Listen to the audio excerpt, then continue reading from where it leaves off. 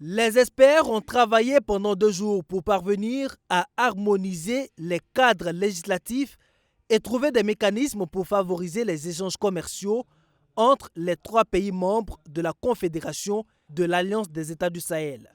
Au-delà de la coopération militaire, il s'agit de faire de l'espace confédéral un environnement propice à une coopération économique durable. La deuxième rencontre des ministres chargés de l'industrie et du commerce de l'AES est l'occasion d'entériner les dits travaux. Le Premier ministre burkinabé, qui a présidé la rencontre, invite l'ensemble des acteurs à l'action afin d'améliorer rapidement les conditions de vie des populations de l'espace sahélien. Les populations attendent de vous des actions fortes à même d'améliorer leur quotidien. Elles ont besoin d'un secteur privé dynamique, d'une industrie florissante et d'un commerce prospère. Distingués participants, mesdames, messieurs, il y a urgence et l'heure doit être à l'action. Que cette réunion soit la matérialisation de notre détermination à créer un avenir meilleur pour l'Alliance des États du Sahel. Cette rencontre s'inscrit dans le cadre des recommandations et engagements pris par les chefs d'État de l'AES en juillet 2024 à Niamey.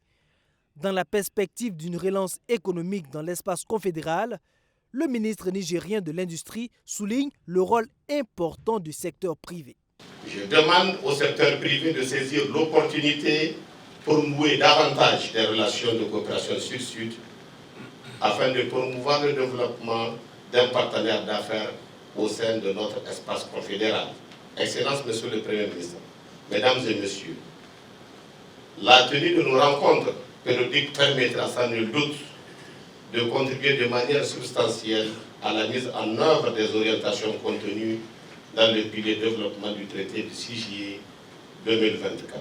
Au-delà des discours, cette réunion marque une étape décisive dans la concrétisation d'un espace économique intégré, dira le ministre malien chargé du commerce. Si les défis restent nombreux, son homologue burkinabé lui se dit confiant au regard de la volonté affichée des 3 États de l'espace AES dans la transformation structurelle des économies des 3 pays.